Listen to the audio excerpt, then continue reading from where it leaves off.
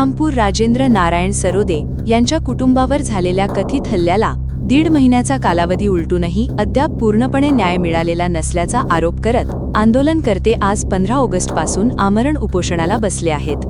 1 जुलै 2026 रोजी घरात घुसून मारहाण करण्यात आल्याचा आरोप पीडित कुटुंबाकडून करण्यात आला आहे। यावेळी महिलेला मारहाण करून तिच्या अंगावरील वस्त्र फाडण्यात आले, मुलाला विटेने मारहाण करण्यात आली, तसेच एका वयोवृद्ध व्यक्तीलाही मारहाण झाल्याचा आरोप करण्यात आला आहे। याशिवाय जातीवाचक शिवीगाळ केल्याचाही आरोप पीडित कुटुंबाकडून करण्यात आला आहे। घटनेनंतर 4 दिवसांनी पोलीस ठाण्यात गुन्हा दाखल करण्यात आला। या प्रकरणात 8 आरोपींविरुद्ध अॅट्रॉसिटी कायद्याअंतर्गत गुन्हा दाखल असल्याचं सांगण्यात येत आहे। मात्र आत्तापर्यंत केवळ एका आरोपीला अटक करण्यात आली असून उर्वरित 7 आरोपी अद्याप मोकाट असल्याचा आरोप आंदोलनकर्त्यांनी केला आहे। पोलीस प्रशासनाकडून कारवाई सुरू असल्याचं सांगण्यात येत असून संबंधित आरोपींना नोटिसा देण्यात आल्याची माहिती समोर येत आहे। मात्र केवळ नोटिसा देऊन चालणार नाही, तर या प्रकरणातील उर्वरित 7ही आरोपींना तातडीने अटक करावी, अशी प्रमुख मागणी आंदोलनकर्त्यांची आहे। याच मागणीसाठी आज 15 ऑगस्ट रोजी आंदोलनकर्ते आमरण उपोषणाला बसले आहेत। उर्वरित 7ही आरोपींना अटक करून पीडित कुटुंबाला न्याय मिळेपर्यंत आंदोलन सुरू ठेवण्याची भूमिका आंदोलनकर्त्यांनी घेतली आहे। या प्रकरणात पोलीस प्रशासन आता काय भूमिका घेणार, उर्वरित आरोपींवर तातडीने अटकेची कारवाई होणार का आणि आमरण उपोषणाची दखल प्रशासन कशी घेणार, याकडे आता सर्वांचे लक्ष लागले आहे। सरोदे कुटुंबाला न्याय मिळावा, उर्वरित आरोपींना अटक करावी, या मागणीसाठी सुरू झालेले हे आमरण उपोषण आता कोणत्या वळणावर जाते हे पाहणे महत्त्वाचे ठरणार आहे।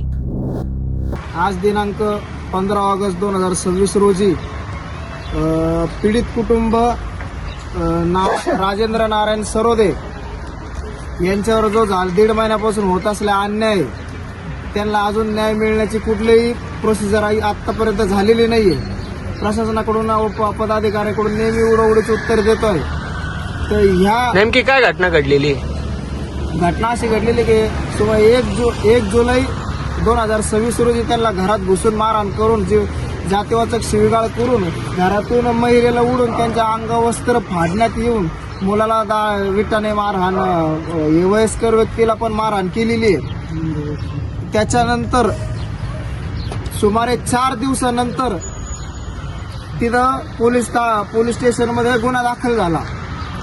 4 दिवसानंतर पोलीस स्टेशनमध्ये गुन्हा दाखल झाला असून आज 1.5 महिना झालेला आहे। तरी पूर्ण आरोपी गजाआड झालेले नाही। एक आरोपी त्यांनी जमा करून बाकीच्या आरोपी कोणता गुन्हा दाखल त्यांच्यावर? कोणता गुन्हा दाखल आहे? अॅट्रॉसिटी अंतर्गत सर्वांवर गुन्हे दाखल आहे। 8 जणांवर, एकाला जमा करून बाकी 7 जणांना पोलीस प्रशासनाकडून सपशेल सवलत दिलेली दिसत आहे। कारण की ते त्यांना अटकेचं नाहीच म्हणताय, फक्त कारवाई चालू आहे, नोटीस दिलेली आहे, कारवाई चालू आहे, नोटीस दिलेली आहे। किती दिवस झाले गुन्हा दाखल होऊन? गुन्हा दाखल होऊन सुमारे 1.5 महिना होत आलेला आहे। शेवट आमचे उडवडीचे उत्तर ऐकून आमची मनस्थिती संतापल्यामुळे आम्ही आज 15 ऑगस्ट स्वातंत्र्याच्या दिवशी आम्ही इथं उपोषणाला बसलेलो आहे। स्वातंत्र्य दिवस म्हणायचं गेलं तर मला एक साहित्य सम्राट लोकशाहीर अण्णाभाऊ साठेंचं कवन आठवतं, ये आजादी झूठी है, देश की जनता भूकी है। देश जरी राष्ट्रीय दृष्टिकोनातून स्वतंत्र झालेला असन तरी या गुलामगिरीतून, असामान्य न्यायातून, शोषणातून, दलितांवर होणाऱ्या अन्याय अत्याचारातून कधी स्वातंत्र्य होईल, याचा आज मला आंदोलनकर्त्यांकडून प्रशासनाला प्रश्न आहे।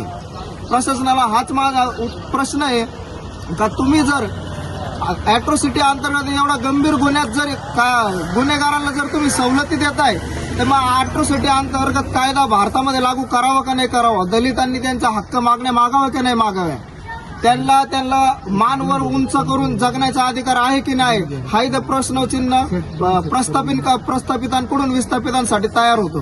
त्याच्यामुळे ही जे अन्याय, शोषण हे जे आजच्याही काळात चालू आहे कुठेतरी थांबलं पाहिजे, हेच मी ह्या आमरण उपोषणातर्फे जनतेला मी विनंती करतो आणि प्रशासनालाही नम्र आवाहन करतो की तातडीने येणाऱ्या 5-6 दिवसामध्ये, 8 दिवसामध्ये जे फरारी आरोपी आहेत त्यांना तात्काळ अटक करा, जेणेकरून जे पीडित कुटुंब ते परत त्यांच्या घरी जातील, सुखरूप राहतील, त्यांचा व्यवसाय चालवतील, पोट पाणी चालवतील। कारण की 1.5 महिना झालेला आहे, ते वन भटकताय त्या आरोपींच्या भीतीने, धास्तीने।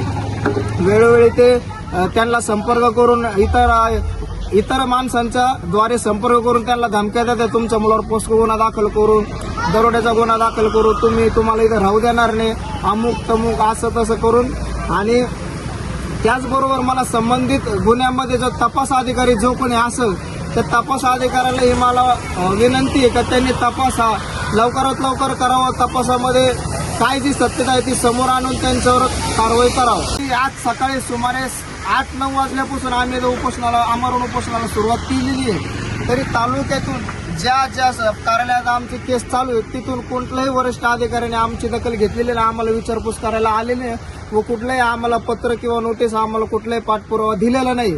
तरी येणाऱ्या काळात याचं आमरण उपोषणाचं स्वरूप अति तीव्र होऊन आम्ही पाण्याचाही त्याग करण्याची तयारी आम्ही या ठिकाणी ठेवलेली आहे. जर ह्या दरम्यान पीडितांना व त्यांच्या कुटुंबियाला जर काही मानहानी झाली, जीवितहानी झाली त्याची पूर्ण जबाबदारी प्रशासन व संबंधित गुन्ह्यातील अधिकारी असतील हे मी ठामपणे जाहीर करतो.